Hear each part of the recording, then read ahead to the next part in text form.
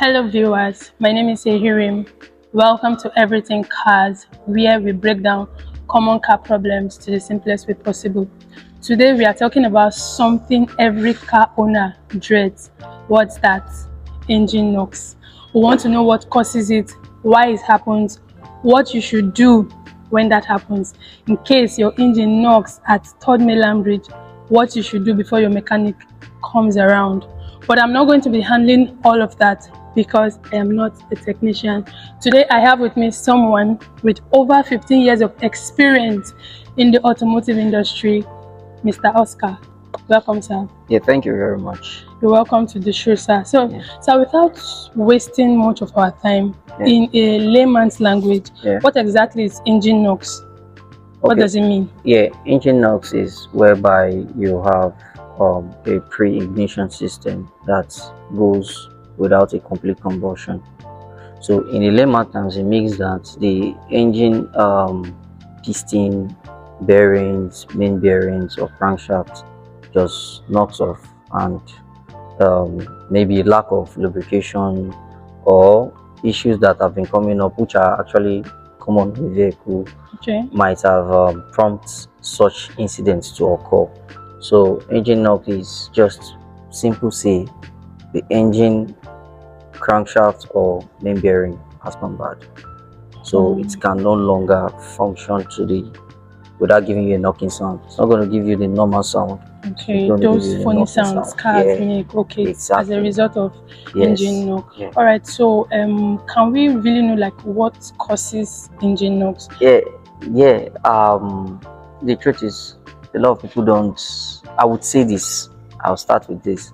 Your petrol is number one causes for your engine knock. Petrol? Yes. The normal petrol? Yeah, that's why I said if I'm going to say it, it's going to be a bit controversial, but I'm going to break it down to everybody's understanding. Okay.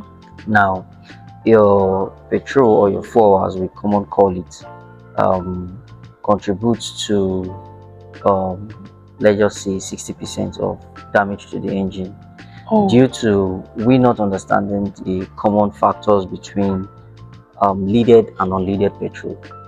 Leaded, yes, and unleaded petrol. Yes. Could you really just unleaded fuel are pure petrol without any mix of any lead additive. So leaded petrol are petrols that you have a lead additive. I think it's called tetraethyl. Yeah, I think tetraethyl. Yeah, it's a lead additive that they use to try to balance the octane. So every fuel has kind of an octane level kind of number. So the public don't really understand that the fuel you're buying, because as of 2005 I think the Petroleum Corporation ended leaded fuel, started with unleaded fuel. You know Nigeria now, we cannot really say that the leaded fuel is gone, because you need to understand that an unleaded fuel has a colorless. It's very pure. So it's just like the Dangote fuel kind of thing that you see around. Dangote, please so sign up our check, because you just did a mass advert for you right now. Exactly. So it's pure, colorless. So sometimes you see a petrol that is looking brownish. Some you see it's kind of reddish. Some of them smell. So and the leaded material or the leaded I think substance or whatever that is added to this fuel it has kind of an oily feel. That's why when you pour petrol in your hand you feel kind of oil, kind of that's the additive. It's not supposed to be. So it deposits or dumps the lead additive inside of the catalytic converter, and that is where in the engine, and that is where it starts creating problem for the catalytic converter not to function, create a backfire. So it starts affecting the combustion of the engine, because the catalytic converter does just two things: reduction and oxidation. So this is pure chemistry. Exactly. So it's pure chemistry, and that is why it's very proper you educate the public about this catalytic converter of a thing. There is a process of breakdown of carbon monoxide going through the catalytic converter. So there is kind of a chemical reaction inside of the catalytic converter. So it goes through the reduction process and goes through the oxidation process. So what you inhale is less toxic for your system. So what comes out of the engine is carbon monoxide, which is not actually perfect for us to breathe in. Yeah. So a lot of people don't get the idea around that petrol issue. So petrol is number one cause. In fact, it's a major cause of engine knock. Wow, and I don't think there's any way like we can curb this, because every car, apart from the advent of electric vehicles. I would also like to add, like the Asian vehicles like Hyundai, Kia, and all that, you always have this reference of, I think when you open the fuel lid where you pour in your fuel, you open the fuel lid cover, and you see there's a sticker that will strictly either give you this information of leaded or unleaded fuel. So now for vehicles that I will use the word, the engine are very fragile. So they cannot really withstand the incomplete combustion going on in the engine. So creates this damage to the engine. That's why you see a lot of Range Rovers, Hyundai, Kia knocking down on the road. Because of fuel. Because of fuel. So sometimes when you drive out of your let's just say your house and you drive to a filling station, when you get there, you buy your fuel, and the moment you drive out of the filling station, your check engine light pops on. And you start feeling that the vehicle is checking. It's the fuel. So because this same thing happened one time as I was coming to work. The cab I boarded went to the first station, and immediately it came out. I was just shouting, "Blood of Jesus!" Let me them bomb, but I was so scared. Like it was really jacking. So that means the fuel was bad. The fuel is what really affects engine. In fact, it's 90%, because that is where the process starts from. For an engine to start, it needs fuel. So the number one culprit for your engine knock is your fuel. Wow, this is really insightful, and trust me, you won't get this in like I've learned a lot, because a lot of us, we just buy cars, we just fuel them, we really don't know what's happening, we don't care. All right, sir. Apart from this fuel issue, what else causes engine then the knock? next phase is your oil. Yes. Nigerians, I will use the word Nigerians are gullible, sorry to say, but we tend not to go by the books.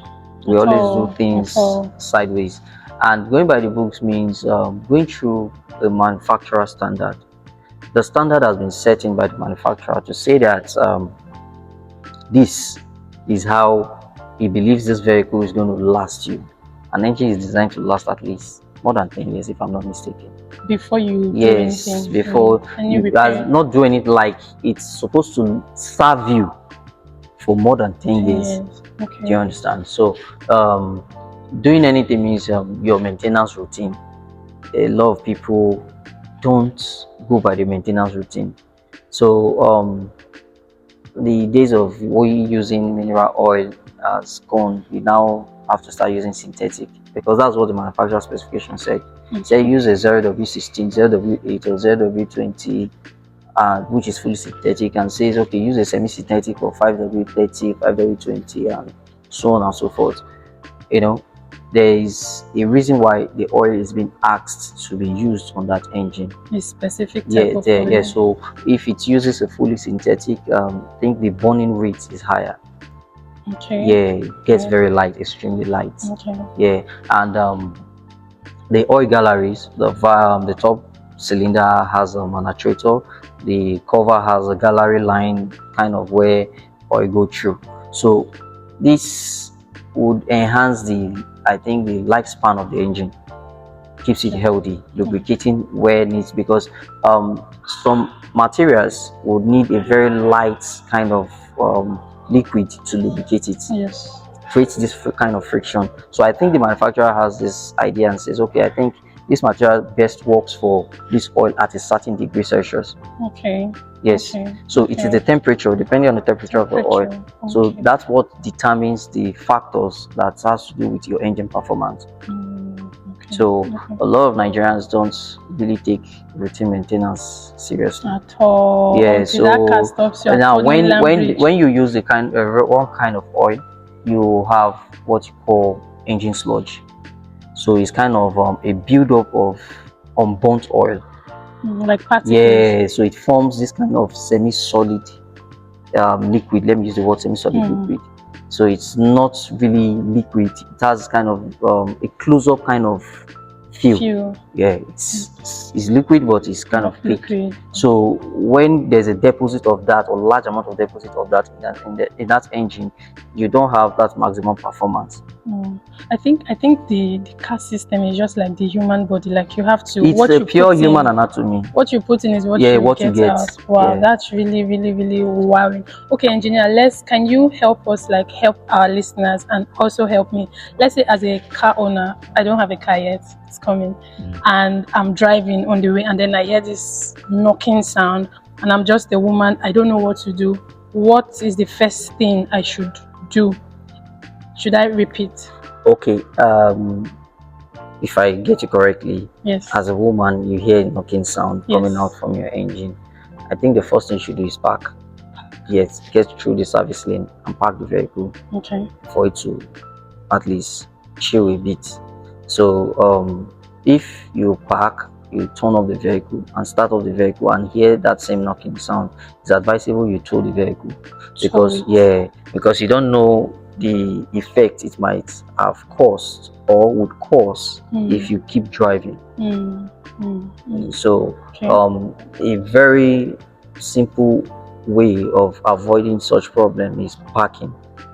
You understand? You have to park, get a call across to your mechanic to make them understand that this is the situation you are in. Then tow the vehicle. Yeah, tow the vehicle to the air. So it's either the mechanic comes to make a visual inspection of what is at hand. Okay. Yeah. So when he makes that inspection, he says, okay, madam, it's just a fan belt noise. Okay. Yeah. Okay. So sounds are different. So the knocking sound you might be hearing might not really be a knocking sound that has to do with the engine. Might be a metal clanging, clicking. So you just have to get a technician or a certified technician to come down there and have a full view of what the situation is before you can now decide to tow. But if the person at hand cannot make it to where you are, you can tow the vehicle to the house or to the workshop. Thank you very much for that, sir. In general, how can you prevent engine knocks? I know you talked about fuel, you talked about oil, but generally speaking, how do you prevent that? Okay. In this country, we use the word prevention is better than cure. Yeah. Preventing such from happening, currently we are already hearing, you hear it on the news about Dangote fuel, Nigerian NNPC fuel, stories MRS, coming left, right here. So I would advise that, like I explained, the purity of fuel has to be as colorless as possible. So if you feel that, okay, the MRS or the ones that are partnering with Dangote to sell the unleaded fuel, I think that is the starting point, because you are going to see a different performance. A lot of people will say, when I buy fuel from this filling station, there's a way my vehicle reacts, but if I buy from this other filling station, there is also another reaction. You understand? So the best way possible is you getting the proper information. If your vehicle has been tagged strictly to use unleaded fuel, please source out that information of getting where they sell this unleaded fuel. So if your vehicle says that, okay, it needs unleaded fuel for performance, yes, use unleaded fuel. So that means to prevent this, one of the ways that you can control as a car owner is by using this good petrol and oil. Exactly. All right. This has been really insightful, sir. So in general, again, like before we let you go, before we close up this episode, what is one great advice you would give to car owners, car enthusiasts in Nigeria? The story of car enthusiasts, I will start with that. Everybody says they know cars. Everybody actually have idea about, let me use the word little research, and they come out and say this is what they I am not really against them, though. I'm not really saying that current users don't really know what they're saying, but I think they have to be practical, more practical. So more practical means that having a close relationship with mechanics to understand that it's not about speaking big grammar. It's coming to see the reality at hand. Yes. So current users to me are guys I believe are helping the car industry, automotive industry as we speak. So my own submission to them is, I think, have an open mind. Be more practical. Yeah, exactly. So you don't just come out and say this, you understand, because you want an engagement. You say what is actually the fact. So for car owners, they have to also learn to adapt. Now, so you have a car, you need to have a proper information of that car you own. It's not just having a car. Yeah, so you might be using your own hand to damage the vehicle. Yes, in this country, things are actually going in different directions. Take, for example, adulterated oil is circulated around. It's a big problem. So I think best for them is get a certified technician to put them through. There is this word of better soap na money killer. Exactly. So you don't say it's actually expensive to get a proper technician, but I believe that by utilizing what you have at hand, like you get to your mechanic, get your information, relate to your mechanic, allow your mechanic to educate you. Not because you drive the car means that you are more knowledgeable than the mechanic. The mechanic has that idea of what should work and what should not work. Yes. You understand? But like I use the word certified technician, it's very important. So my submission to everybody, car enthusiasts, car owners, mechanics, is use proper information. The information are scattered everywhere. The information are scattered everywhere. All around your vehicle, you have badges, tags, information, all littered everywhere in your car. So if you open your bonnet, you see an information layout on your bonnet. You open your forward lid, you see an information there. You open your glove box, you see an information there. You have your service manual there. So that is it. So the white man will say for him to hide an information from a black man is he put in a book. We don't read at all. So I believe that is where we should be looking towards, getting this information right. Your vehicle should not break down, at least in a year, should not break down at least once. Your vehicle should not break down at least, the least it should at least once. In a year? Yes, in a year, because of you drive, definitely you have wear and tear, yes. It will break down, but should not be more than once. When you keep visiting the mechanic, you're creating excess problem. Is it that the mechanic doesn't know what he's doing, or you yourself don't know what you're doing? You understand? So education is not about going to school, it's about knowing the proper thing to do. The right time. Yes, at the right time. Thank you very much, Sha. Thank you. It's really a pleasure having you on this episode. Thank you. Thank you for all the useful tips. Guys, if you find this episode useful, be your neighbor's keeper. Share with your neighbor.